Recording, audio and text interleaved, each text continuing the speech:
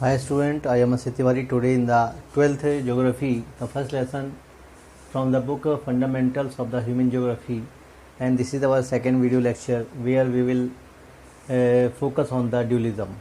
Means what is the dualism and why there is very important in the lesson to study. So student, the first Human Geography, Nature and Scope, this is the first lesson of the Geography 12th class where dualism means a kind of aspects in the geography where there was the two kind of the theories has been developed. Means how should the geography be studied. Means geography को किस प्रकार से अध्ययन करना चाहिए, किस प्रकार से पढ़ना चाहिए, किस प्रकार से लोगों के बीच में इसको रखना चाहिए, समझाना चाहिए और समझना भी चाहिए. तो ऐसे बहुत सी चीज़ें थी जो डेवलप होके आ रही थी डिबेट्स के रूप में. डिबेट्स यानी कि इस प्रकार का halt talks, a kind of the talks where many of the views has been given in favor and many of the views in given oppose the geography, how should be it study. So many of the things has been developed as a subject should be treated. Means from the 11th class geography as a discipline इसको एक तरीके से बहुत ही ज़्यादा व्यवस्थित subject के रूप में समझाना था लोगों को. तो पहला जो व्यूज़ आया लोगों के बीच में वो था लॉ मेकिंग थ्योराइजिंग. लॉ मेकिंग थ्योराइजिंग का मतलब यहाँ पर बताया गया है नोमोथेटिक से, और नोमोथेटिक का मतलब होता है कि सिस्टमेटिक तरीके से स्टडी करना, यानी कि किसी एक टॉपिक को लेके समझाना. जैसे कि क्लाइमेट, पूरे वर्ल्ड की क्लाइमेट को लोगों के बीच में समझाना, उसको टॉपिक को स्टडी करना बहुत विशिष्ट तरीके से, और जब वो टॉपिक ख़त्म हो जाए क्लाइमेट तो फिर रेनफॉल में जाना, फिर रेनफॉल के बाद टेम्परेचर में आना, फिर सॉइल प्रोफाइल को देखना. ऐसी बहुत सी चीज़ों को मतलब एक सिस्टमेटिक तरीके से स्टडी करना. मतलब एक अगर कॉन्सर्न टॉपिक्स जो है वो कंप्लीट हो जाता है तो फिर दूसरे टॉपिक में हमको जाना था. इस तरीके से एक व्यूज़ तो आया नोमोथेटिक के रूप में. फिर दूसरा जो था व्यूज़ लोगों का वो था डिस्क्रिप्टिव यानी कि आइडियोग्राफिक के रूप में, जिसमें कि एक विशेष क्षेत्र की क्लाइमेट को समझना था, फिर उसको पूरे वर्ल्ड के रूप में समझाना था. जबकि इसमें क्या था नोमोथेटिक में कि जो सिस्टमेटिक तरीके से स्टडी करना था क्लाइमेट को और उसको पूरे वर्ल्ड के रूप में देखना था. बट जबकि इसमें क्या था डिस्क्रिप्टिव में, आइडियोग्राफिक में, कि एक रीजन्स की क्लाइमेट को या रीजन की टेम्परेचर को या एक रीजन के सॉइल प्रोफाइल को समझना था और फिर उसको वर्ल्ड के साथ रिलेट भी करना था. तो ऐसी दो चीज़ें निकल के सामने आई, ठीक है ना. और इस तरीके से बहुत से जो विद्वान थे इन्होंने अपने अपने विचार भी दिए और इन विचारों को आपको बताया भी जा चुका है.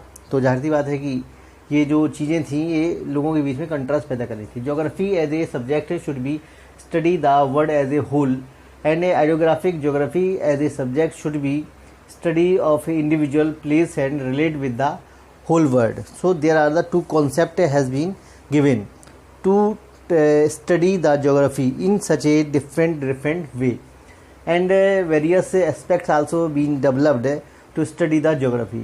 So intellectual exercise means hot debate turned reach into the clarity. Means a dichotomy means a kind of confusion which was there, which was over also after a long debates. The long running debates over the physical and the human are not valid. Means जो physical और human है वो valid नहीं है, बल्कि दोनों एक दूसरे से अलग होके नहीं रह सकते हैं. मतलब दोनों एक दूसरे के बिना गुजारा नहीं हो सकता है. जैसे कि आप समझ सकते हैं कि जो ह्यूमन्स हैं वो नेचर के बिना नहीं रह सकते हैं और नेचर है जो वो ह्यूमन के बिना नहीं रह सकती है. क्योंकि नेचर यानी कि पृथ्वी से यदि आप ह्यूमन्स को निकाल देते हैं तो फिर पृथ्वी में स्टडी करने के लायक क्या बचता है? कुछ भी नहीं. यदि ह्यूमन्स को पृथ्वी से अलग कर दिया जाए या कोई भी ऐसी चीज़ें हैं जो उससे संबंधित ना रखी जाएं तो फिर मनुष्य का अस्तित्व समाप्त हो जाएगा. तो दोनों ही एक तरीके से एक दूसरे के संग क्या है, इंटर रिलेट हैं, एक तरीके से इंटरमिंगल हो चुके हैं, ठीक है ना. तो इस तरीके से इन चीज़ों को लोगों के बीच में समझाया गया अच्छी तरीके से. और तब तर्क निकल के सामने क्या आया कि जो नेचर है और जो ह्यूमन है यानी कि फिजिकल इन्वायरमेंट है और जो ह्यूमन है वो एक दूसरे के बिना बिल्कुल भी नहीं रह सकते हैं। इनका अस्तित्व तभी है जब एक दूसरे के साथ वो सामंजस्य इनका रखा हुआ है। यदि इनको अलग अलग कर दिया जाता है तो इनका सामंजस्य ख़त्म हो जाता है। सो स्टूडेंट, आप इस नतीजे पर पहुँचे कि जो ह्यूमन हैं वो नेचर के बिना कुछ भी नहीं है। मतलब वो क्या है, वो इंटरडिपेंडेंट है एक तरीके से। हम इसको ऐसे भी समझ सकते हैं कि इसको हटा दिया तो ये ख़त्म, उसको हटा दिया तो वो भी ख़त्म। तो ऐसे चीज़ों को समझाने के लिए मेटाफर एक फिगर ऑफ स्पीच होता है इंग्लिश में, उसका यूज़ किया गया कि जो पृथ्वी है वो मनुष्य के जो एनाटॉमी यानी कि जो शरीर के जो भाग होते हैं उसके रूप में दिखाने की कोशिश की गई है, जिससे कि मतलब प्रकृति का जुड़ाव है, जो मनुष्यों का जो प्रकृति की तरफ झुकाव है, जो जुड़ाव है, वो ये बताता है कि मतलब किस तरीके से जो मनुष्य हैं पृथ्वी में कितने मतलब बड़े लेवल तक वो सामंजस्य स्थापित कर चुके हैं। जैसे कि रिवर माउथ यानी कि नदियों का मुंह तो नहीं होता देखा जाए, बट ऐसा बोला जाता है कि द माउथ ऑफ रिवर, ठीक है ना।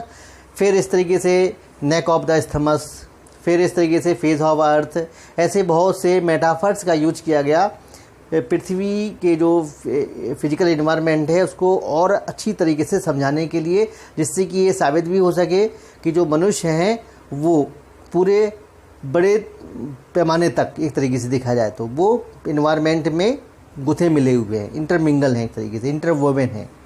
कौन से इन्वायरमेंट के साथ? फिजिकल इन्वायरमेंट के साथ। तो ठीक है ना स्टूडेंट, तो आपने ये चीज़ें जानी कि किस तरीके से जो ये डुअलिज्म था, यानी कि दो विचार पैदा हो रहे थे लोगों को समझाने के लिए कि ज्योग्राफी को किस तरीके से लोगों के बीच में रखना चाहिए। और इस प्रकार का एक डिबेट शुरू हुआ जिसमें दो प्रकार के कॉन्सेप्ट निकल के आए, एस्पेक्ट निकल के आए।